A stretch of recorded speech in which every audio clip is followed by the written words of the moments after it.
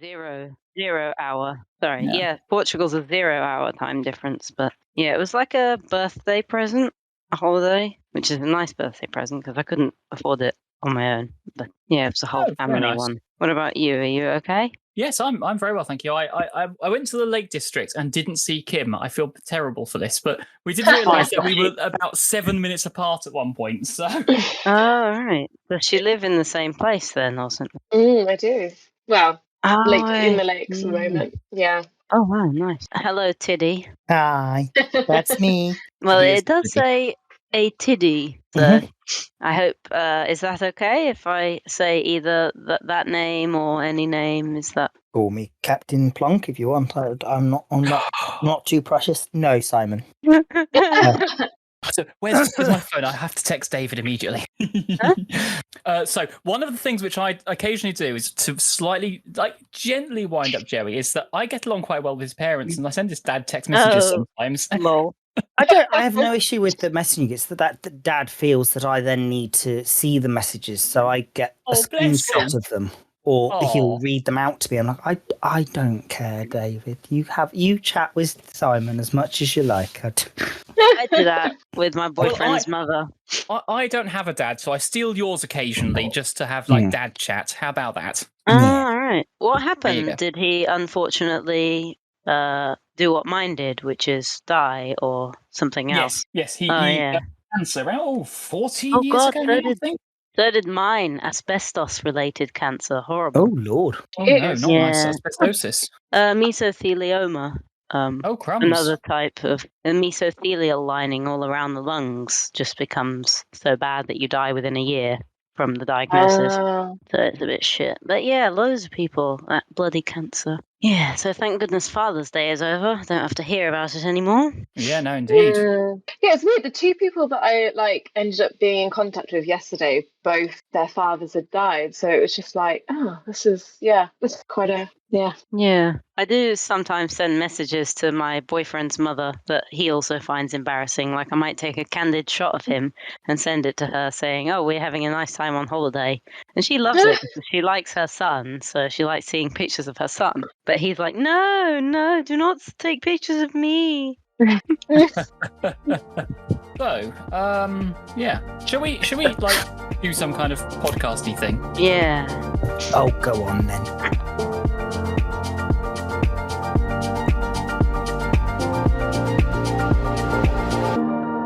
Hello and welcome to another episode of Atypical, the podcast. I'm Simon, he, they, and I'm joined today by, returning champion Kim and Joey, and making her triumphant return after a holiday, Marianne's here. Hello. Hello, gang. How are we all? Good, thank you. You? Not too bad. How's Kim? Sorry, Joe. yeah. It's fine. Kim, go. I don't care about you, Joe. I'm good, yeah. A bit tired, but yeah, I'm not too bad. All is well in Joey Land, although I noticed we are a returning champion and have merged into one being now, Kim. Yeah. I mean, would you like me to break out the Dowager Duchess again? Oh God, no, it's fine. Mean, the Bishop of Cheam, perhaps. The Bishop of Jean would be better than the Dowager Duchess. But... I mean, if it makes you feel better, I do know somebody who will listen to this who is the son of a lord. Wow. That sounds like an insult. Yeah, I mean, doesn't it? Son of a lord. We're sorry. I know you're listening. Sorry. Is he attractive? Yes. Homosexual?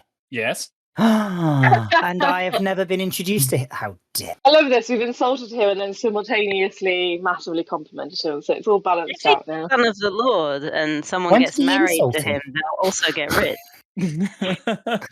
So if he's on the market for marriage, then you can live the Lord lifestyle. Mm-hmm. Oh, double lord! Oh wow! Oh, Joe's got lost in the idea of being a bishop and a lord. My goodness I me. know. A bishop, It's- bishop of titties. Bishop of titties. No, he just wants the hat and the crozier. That's what it is. You have to be very careful about pronouncing the D in tiddy, otherwise it does just sound like you're saying tiddy. The bishop of titties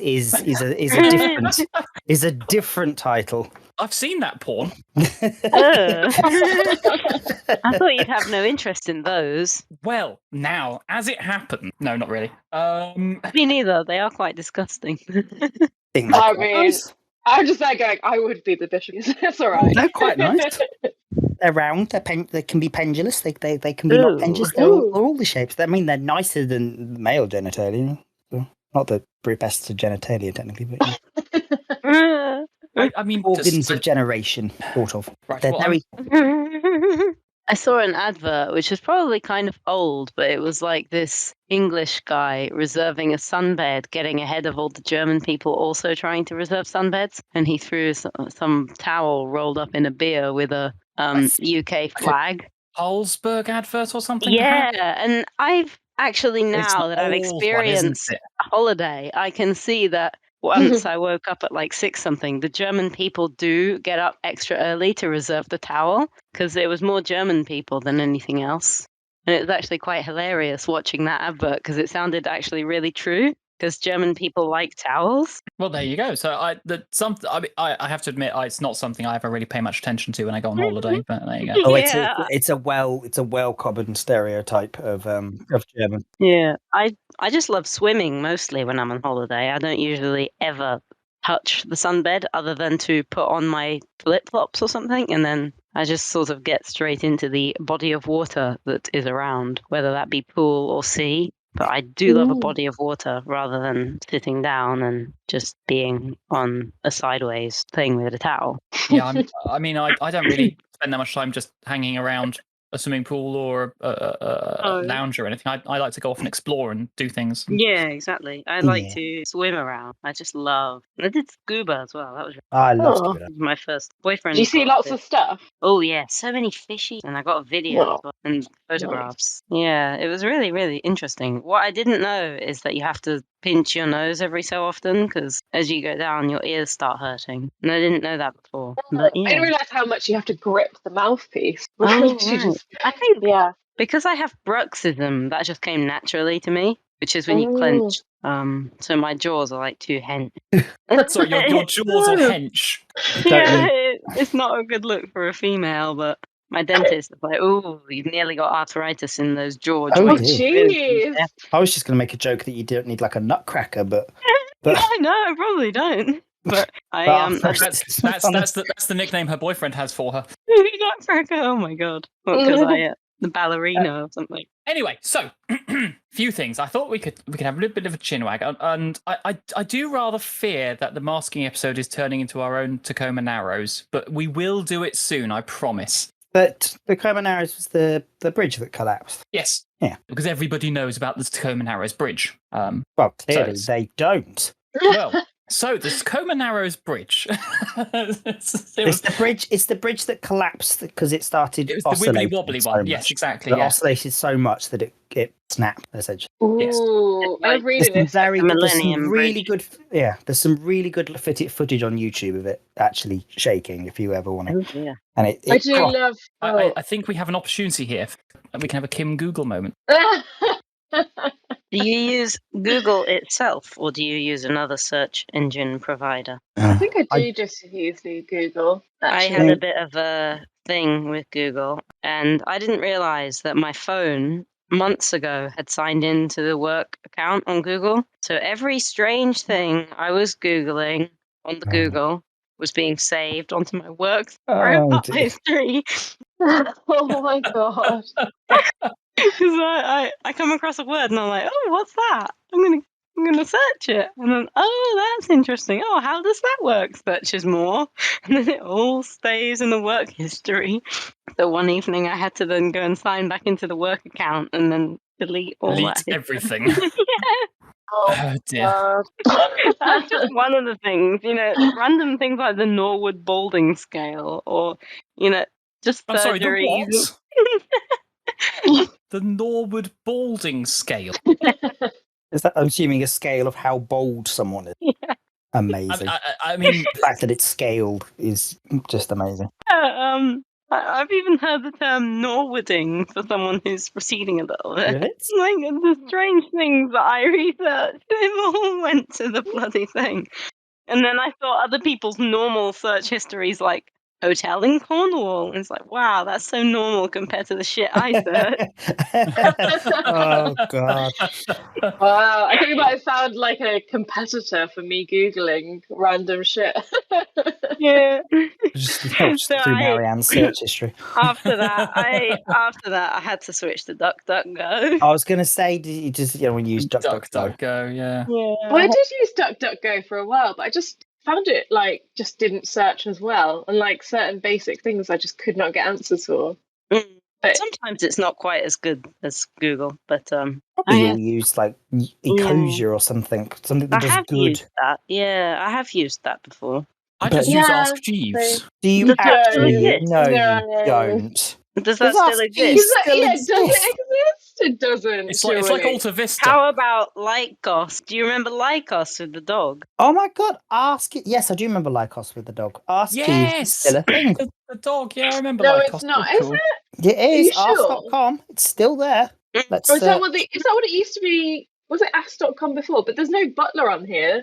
No. Butler. Wait. I remember the butler. Jeez, how many calories am I Ask burning? Jeeves- I think it was a gentleman's gentleman, wasn't it? It was a valet rather than a butler. A gentleman's Jeeves, gentleman. Now that Jeeves. sounds. Jeeves was a valet in the sketches and thing, but I think the Jeeves of Ask Jeeves was a butler. Well, Yeah, now we're It just looks googling. like one. Yeah, we are, aren't we? I am. I found. Oh, it's a Jeez. person. No, he was a gentleman's personal gentleman. He was a valet. A gentleman's gentleman. Mhm. Does that mean boyfriend of I a mean, it would be a boyfriend? very good way of disguising it. Oh, I'm the gentleman's gentleman, which means I'm a gentleman with a boyfriend. I mean, yes. That'd be nice. I'm now on ask.com, but I'm now looking at 12 amazing LGBT superheroes. So Oh, go on.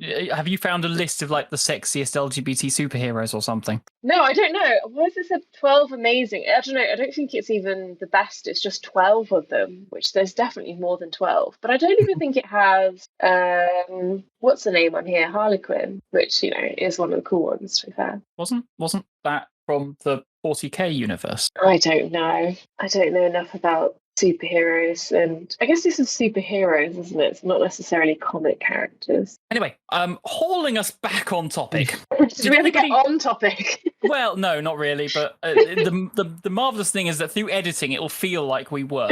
Yeah. So did you all know that it was Autistic Pride Day the other day, 18th of June? I didn't, but thank you for letting us know. Well, then that kind of, says how bad it is.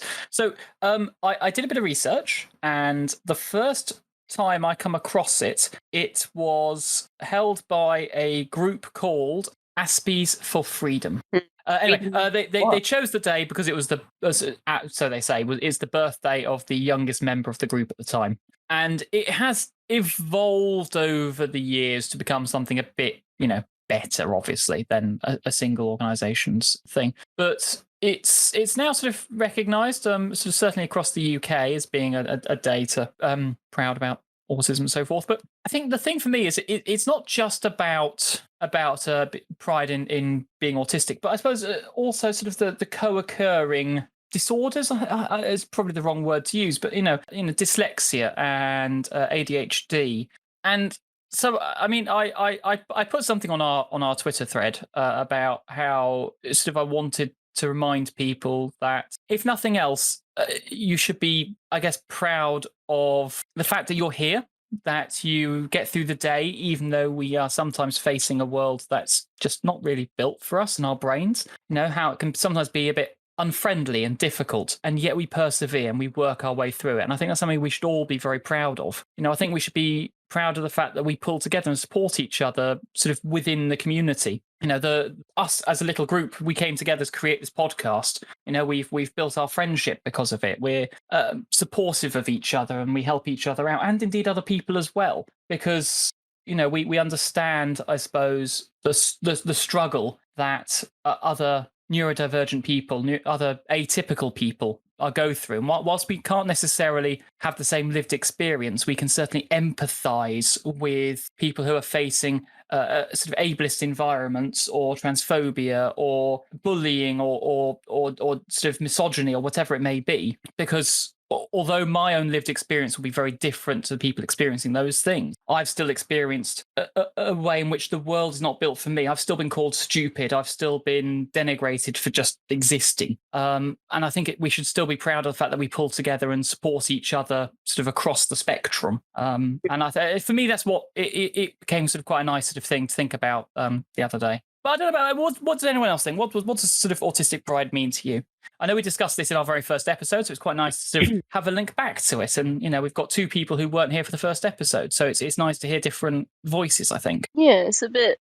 I can relate to some of that, people saying, oh, you're stupid, or you've got no common sense, this or that, when they haven't really they haven't really seen the thought process. And when they say, oh, what do you mean you don't know what I mean? But it could be 5 options, because what you said has some level of ambiguity, or something like that. And then people say, oh, don't you wish you were normal, something, those kind of comments. And so that pride thing is probably, actually, no, I don't wish, because I don't know what I'd be like if I was normal. I could be really boring, really just selfish, or I don't know what I'd be like if I was not like that, because it's sort of so ingrained that you just don't know what it's like without it. When people say, don't you wish you could be normal? Then not really, because I don't know what that entails. And so if everyone just respected each other, then some people would have a less hard time. I always think the most important thing of pride, any pride movement, regardless of what it's in support of, is the aspect of pride, because the opposite would be shame,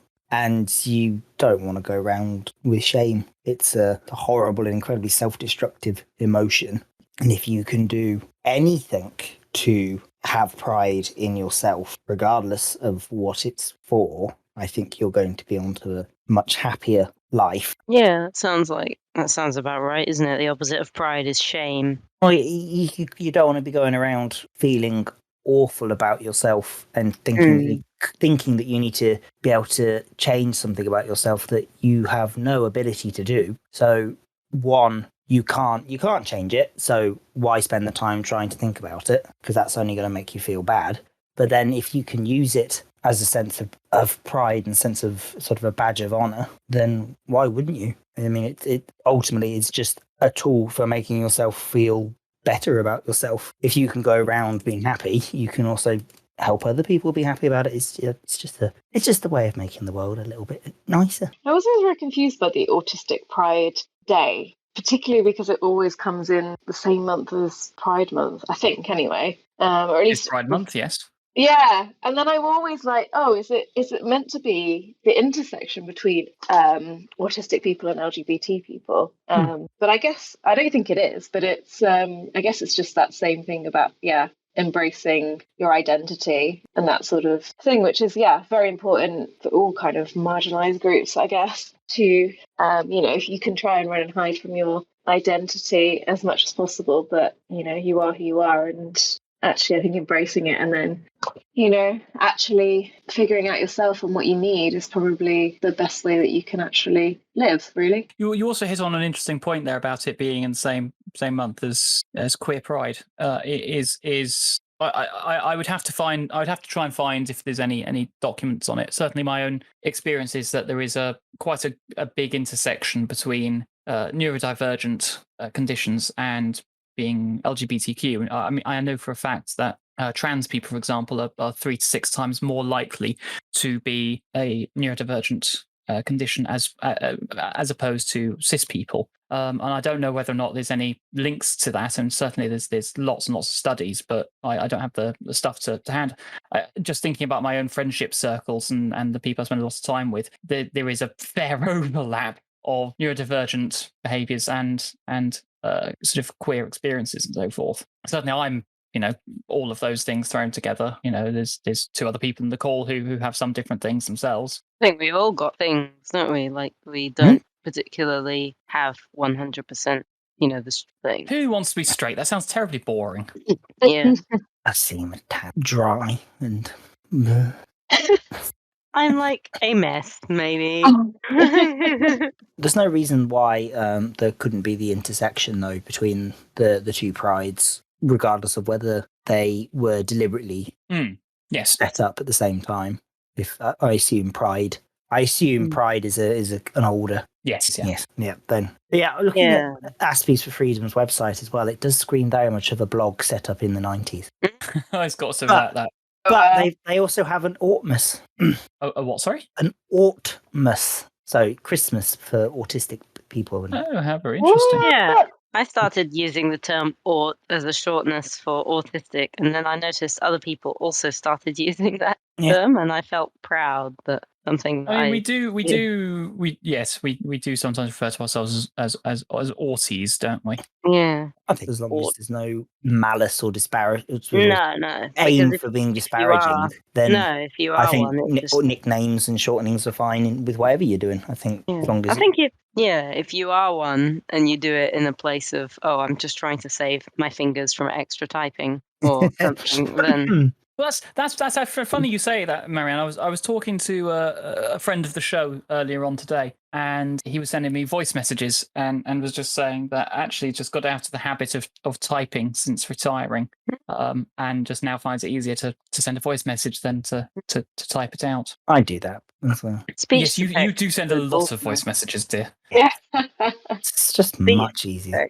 It's quite useful sometimes when it doesn't say weird things. No, my speech to text, depending on which app I'm using, does sometimes go very bizarre. Yeah, it can be strange. Well, so that was Autistic Pride Day, 18th of June, and I think there was some really lovely things that you guys said there. So thank you. You've made me feel all soft and squishy inside. So you are soft and squishy inside. I'm very much am soft and squishy inside. Just like an armadillo. Organs. Unlike a dime bar, though, because dime bars are soft on the outside. Oh yeah, they're the kind of things that make your teeth go, please, no, save us. Do you not remember the advert of it's like just they ask they're doing like Vox Pox, and they ask someone, do you like dime bars? And they're crunchy on the outside, soft on the so they're soft on the outside, crunchy on the inside. And this guy goes, "Oh no, I like armadillos because they're crunchy on the outside, soft on the inside." Ooh. I forget you weren't raised in. I forget these things. Have a Google of dime bar armadillo. Goodness me. I was raised in this country, but I don't particularly remember that one. What year were you born? What 88. Oh, okay. All right. So I'm not. I like the drawn out. When was I born? Sort of noise there. It's like, When was I born? I mean, in fairness, I had the same thing the other day. And COVID, everyone lost a year in COVID. Doesn't count. Yeah, I was 27 last time I checked. I really want a dime bar now. I had a piece of baklava just before this call. I hadn't really tried one. I was watching everybody else eat, and it was delicious. It was really crunchy, but really nice. Ooh, I wouldn't eat an armadillo. They look too cute and pink and alive. Yeah. This is a pink fairy armadillo. I didn't realise armadillos came in furry. It looks like a nail varnished armadillo. It does. Had a bit of a French tip. Yeah. Oh, I want one now. My brain is so tired. What? They're so cute.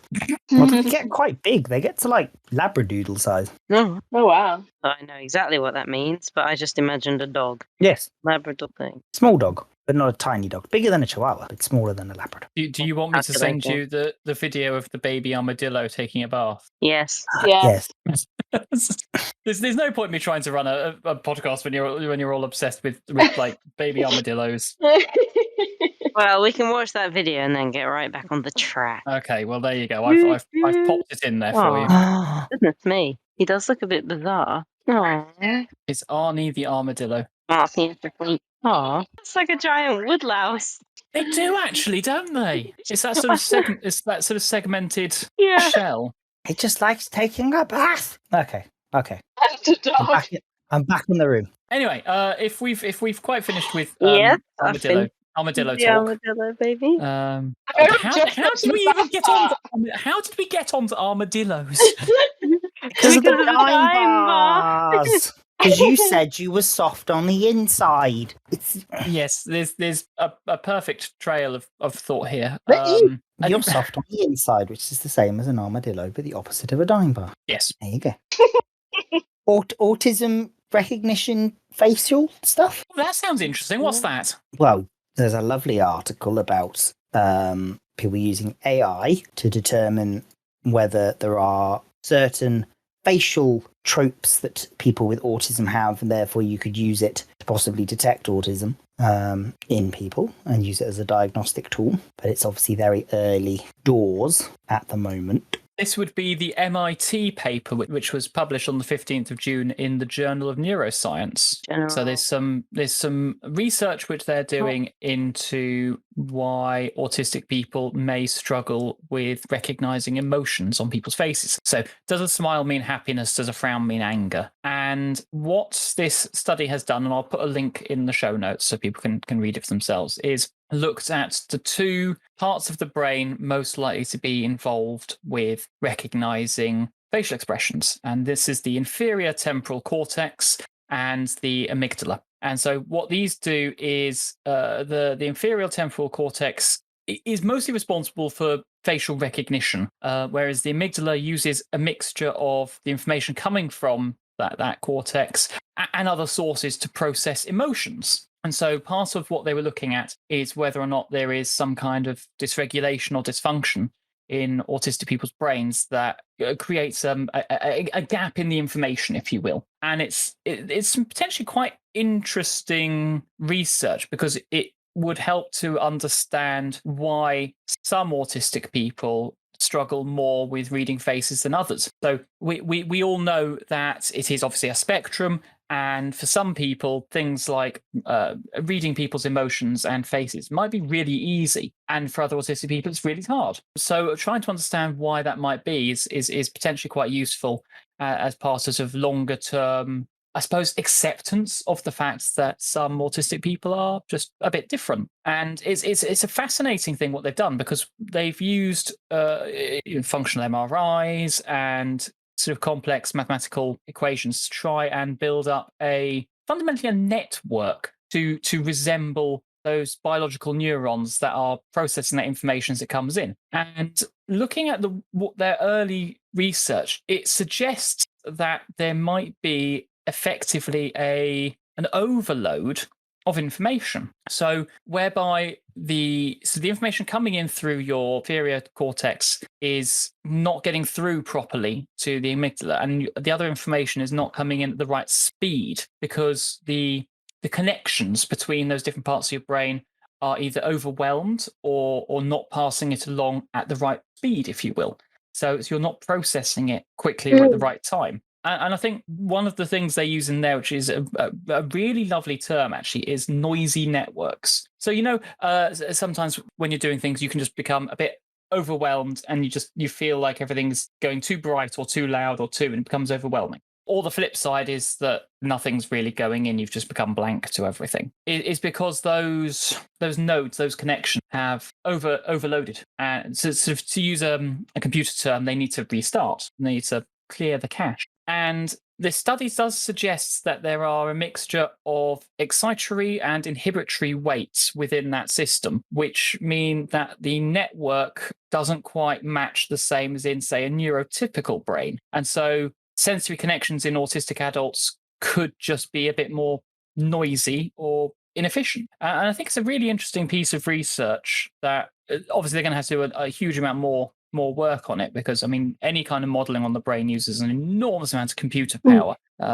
And obviously, we're drawing inferences that will be unique for every single person. But I don't know. I think it's potentially quite interesting. It's interesting, actually, because it reminds me of the fact that, people that have, either stress or depression and things like that, they tend to be triggered, I think, into more, potentially like a more like fight and flight response type thing, which I think is almost a little bit like the noisy type network. And that is associated with lowering your kind of facial recognition as well. And I'm wondering, I think maybe whether those two things are probably connected in some ways. Obviously, one is more potentially, a kind of, maybe in autistic people, the baseline level is higher.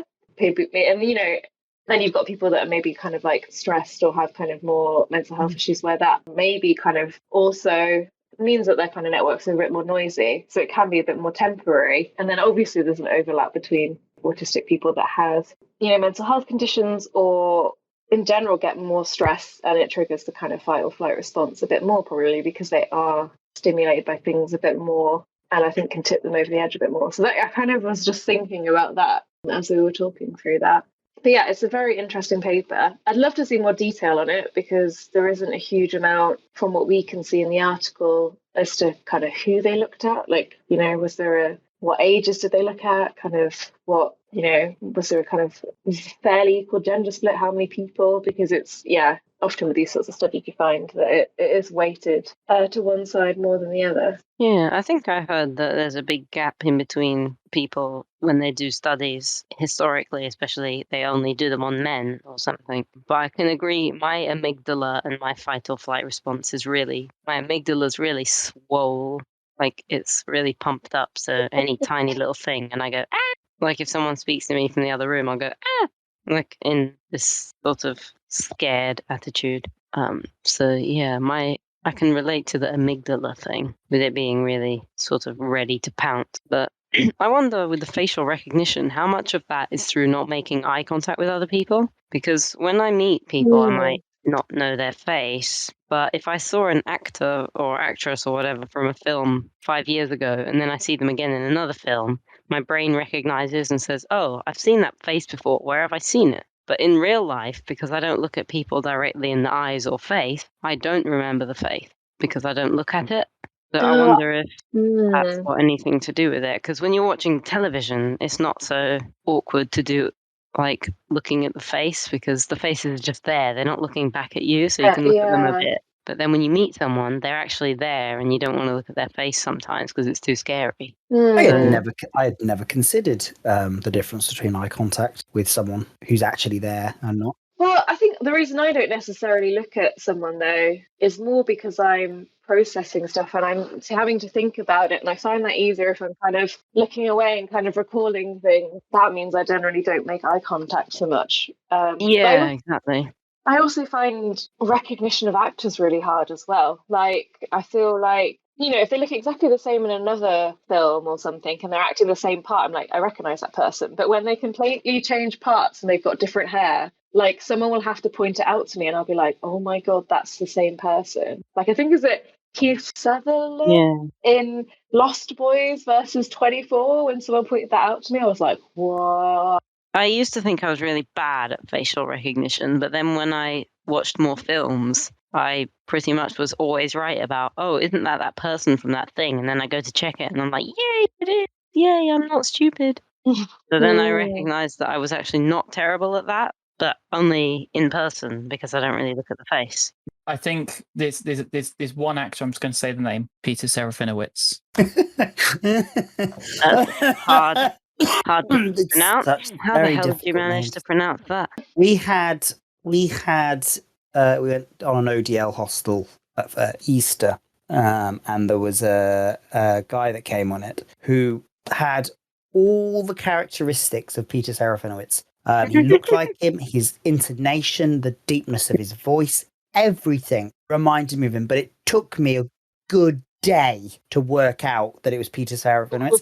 And it drove me mad trying to think of it. Yes. So I think it's an interesting piece of research. It'll be interesting to find out where they take it to. And if we can get hold of the full paper, maybe we'll have another discussion on it. I'll see if I can get some more sciencey people on and we can have a sort of a PhD off. I'm going to have to oil my PhD wheels and just start, I think, remembering how to do science. I'm not actually educated. I don't have any university or anything. So I automatically lose between everyone. Has everyone else gone to university? Yes. Okay. Simon, have you? You can nod because I can see you. I may have gone to a university or two. I'm not saying any more than that. All right. I mean, you're definitely educated, just in a different way, not like a formal education. That feels like damning by faint praise. Does that sound really awful?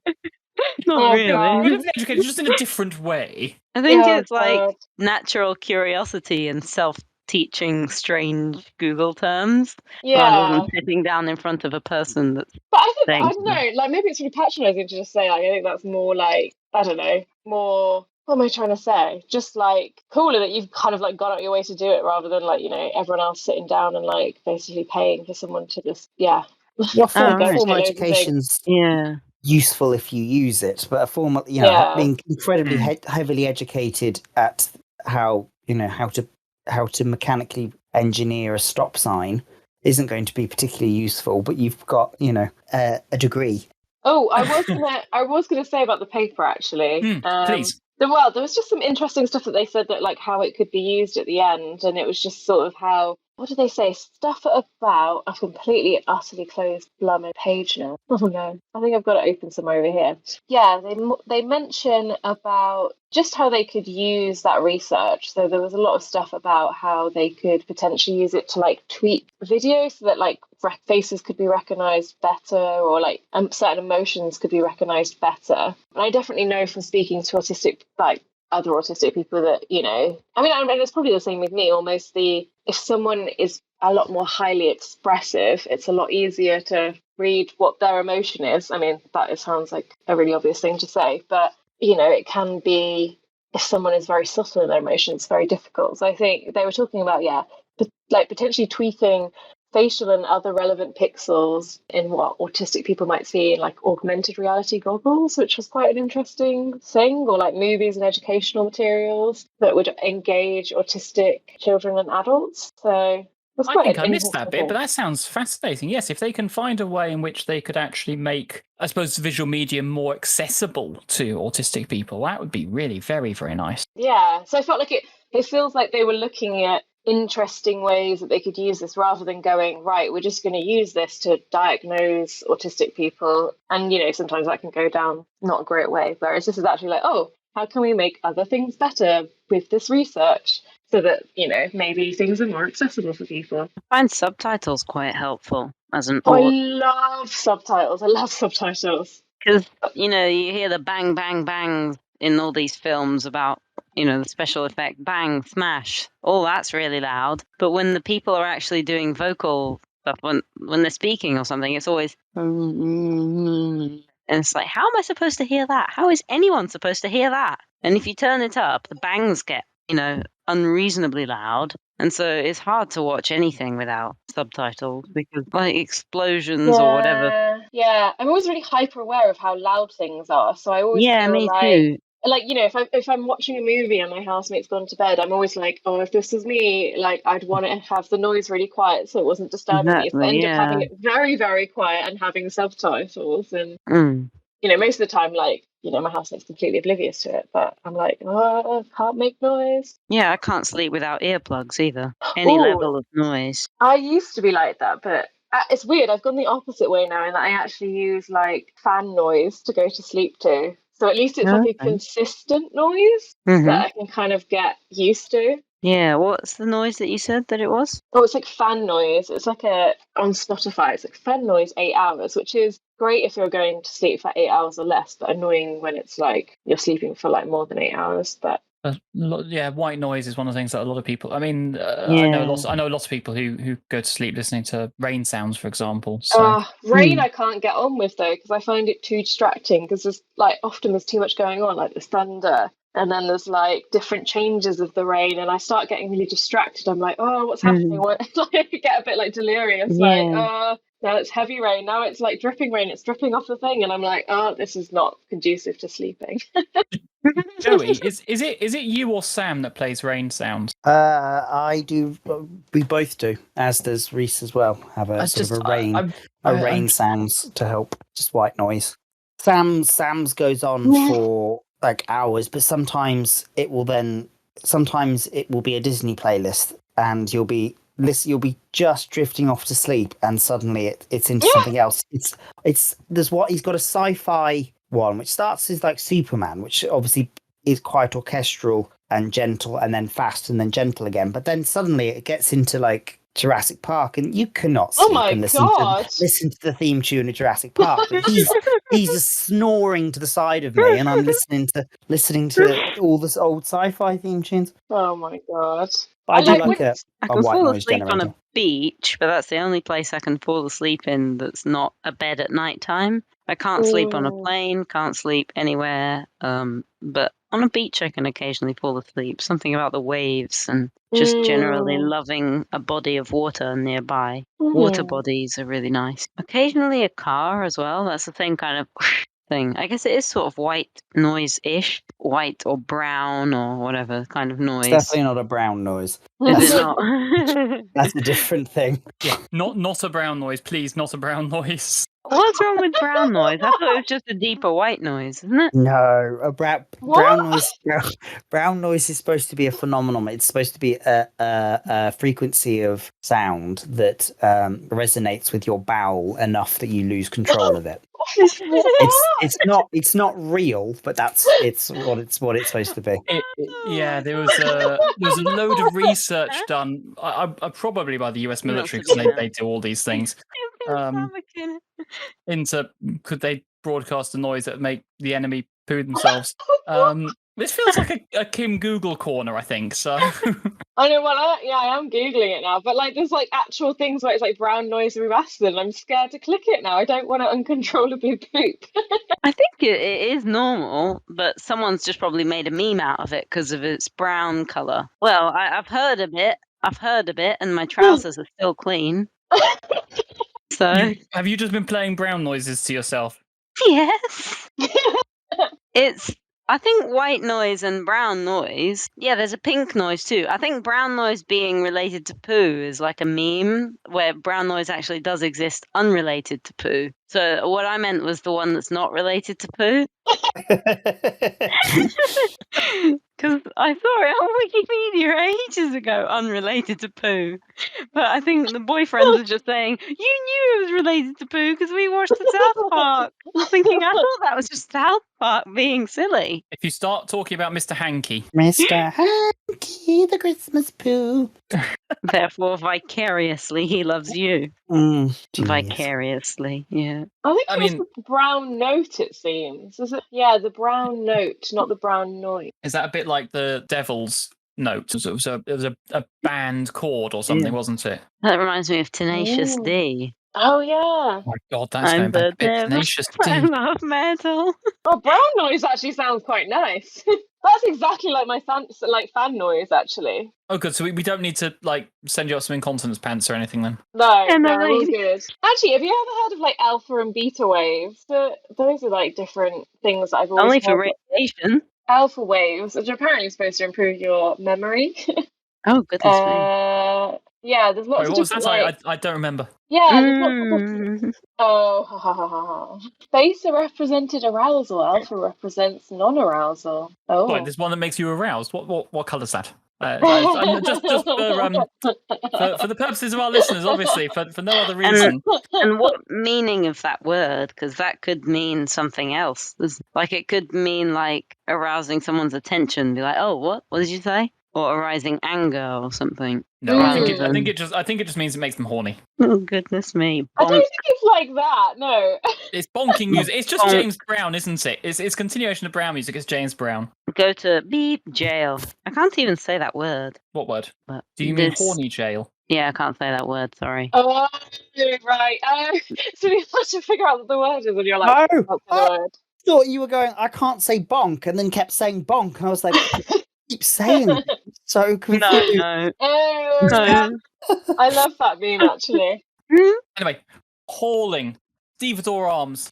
Back to the Autism Pride thing, actually. So I did a bit of looking at news articles this week for autism stuff, so we'd have something to talk about for the episode. Do you know what I noticed an awful lot of when I was looking just news articles in general about autism? What was that? Over 90% of them are about children and parents. Oh, of course, yeah. Oh God, the parents as well. Oh. It's one of these things that sort of does annoy me a little bit with, and I found it's also the same with dyslexia, with ADHD, with dyspraxia, and a few other things. Is that it seems to be very much aimed at if you're over at the age of about 16, these things don't exist. They affect your parents more than they affect you. And it's kind of this sort of ongoing infantilization of these things. I mean, I know there's lots and lots of societal reasons and lack of funding, and we will do an episode on how long it takes people to actually get diagnoses. But it fundamentally angers me that an awful lot of people talking about these things and writing about them focus almost entirely on it being a childhood thing and really affecting parents more than, if not as much as, the person, and seems to sort of forget that these are lifelong conditions and people might not come into them until they're older and sort of properly understand them. So, I knew I was dyslexic at the age of 7, and I'm, Joe, when you talked about this in the previous episode, when did you discover you were dyslexic? Yeah, it was 7, 8. Yeah. So that seems to be one which is sort of picked up more easily, but certainly into teens and 20s and 30s, people now become much more aware of the fact that actually neurodivergencies exist and they can get help for them. And it feels a bit like all the media focusing on children does adults a disservice. Mm-hmm. And it was, I mean, this is something actually which I wasn't going to talk about. I'm going to talk about it. Have any of you come across this DAL-E thing that's been doing the rounds the last week or so? No. Is that like lentil dal? Oh, I love Dahl, but I'm assuming it's not. I'm assuming it's not that Dahl. I'm assuming that too, You but I love have a no doll. idea. It is nice. Dahl Yes, is nice. Yes. I have very much. I think I got shown it about the same time that you did. Done. Wait, I don't know. When I click on this link, which is conveniently here, what am I supposed to write into the prompt? So whatever you want to see, it will try and amalgamate images from the internet and try and make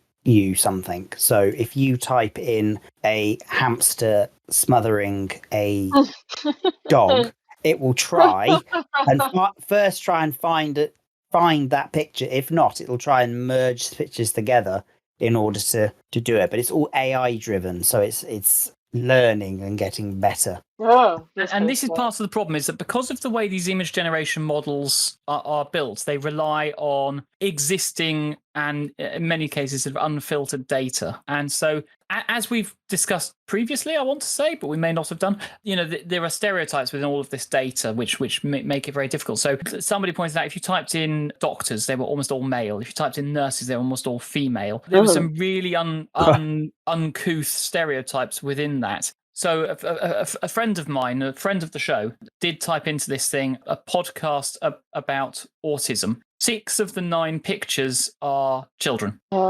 with glasses and sort of headgear and things like that. So it's building on pre-existing biases within the data that's already online. So if you go for something odd and generic, like something to do with art and landscapes, you're probably going to get something quite nice. But as soon as you start coming into people, you're going to meet the inherent biases of the things that we've already put online. Those things which people have thought worth putting online up to now. And it's a problem with things like artificial intelligence for security cameras and so forth, or the way in which voice recognition has been trained, is that unless you're a tech bro from the valley, these systems have real trouble identifying people. And they're fundamentally, a lot of these systems are quite racist just because of the way that they've been trained up.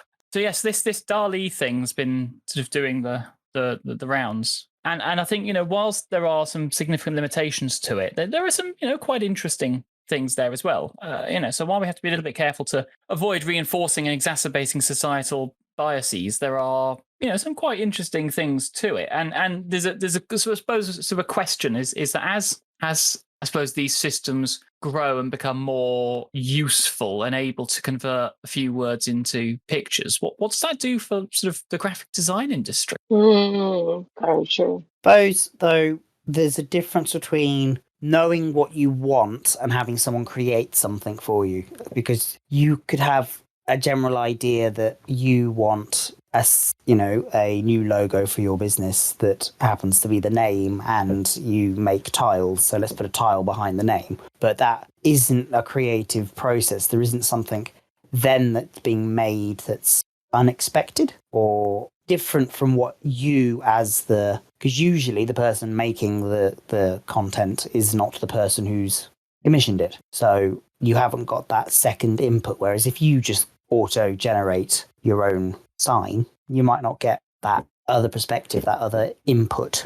You might very well get something you're very happy with, but at the same time, I think if you only go with what you are capable of thinking of, you're not going to get very far outside the box. Sometimes you need to be shown what it is you want, if that makes sense. And that's the same with the creative process. You don't know you want this piece of art because you haven't created it. But when someone shows you a fantastic piece of art that you're like, oh, I love it. It's amazing. It's brilliant. But you would have never been able to create it because that's not how your brain works. Does that make any sense at all? Was that just rambling? I think that makes sense.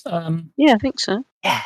I'm just trying to look at all the various weird things that people have now created. Karl Marx and Seinfeld. Wow, that's creepy. Like Karl Marx as Seinfeld. Like in Seinfeld. Oh, the TV Isn't he the show. sort of socialist guy or something? Yeah. Well. yes. Yeah. I don't think we have enough time to give you even a positive history of Marxism. Yeah, I was like, how much do I go into this? Not that. Yeah. I can point you towards some podcasts if you're interested, Marianne.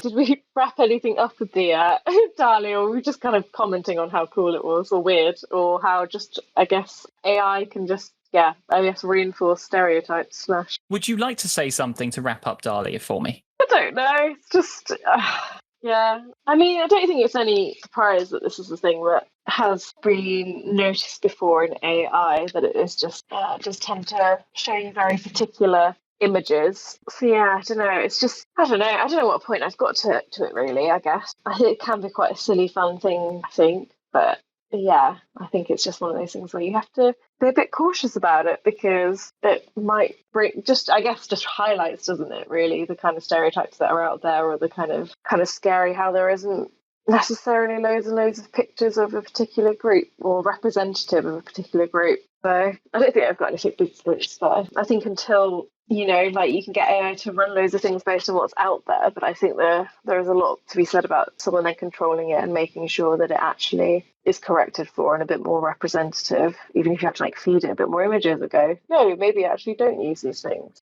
But, you know, that involves it not being a bunch of techie people who are very kind of white, straight, you know, heteronormative type people, if you know what I mean. Well, we've been going for some time now, so I think maybe we should sort of start wrapping up. So we talked about Autism Pride Day, and I think we had a nice conversation about that. And I do still think that everyone listening to this podcast should feel a little bit proud of themselves for just sort of getting through in a world that's not necessarily built for them. I won't reiterate my small rant about the news and why it's far too focused on children.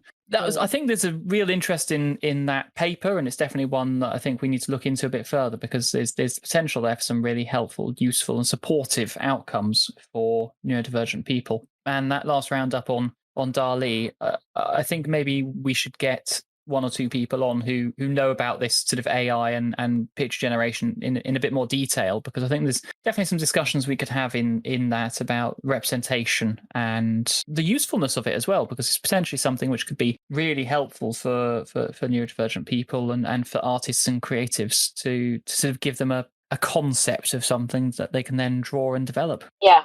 As long as it doesn't become like an NFT, which is a whole different conversation. Well, I think that's probably a good place to wrap it up. So thank you everyone for joining us. We hope that we will see you all again next time. I say see you all again. This is an audio medium. You'll hear us. We won't see you, and you won't see us. I have just posted the first episode on YouTube, so do please check that out if you want to absorb our podcast in a different way. I got lost and spent several hours creating audio spectrums, so that may very well change. If you know anything about how to do these things and can lend me a hand, please do shout up in our Twitter feed. Until then, have a very pleasant week all, and it's goodbye from me, and Bye. Goodbye. Have a good evening. And it's goodbye from them, apparently.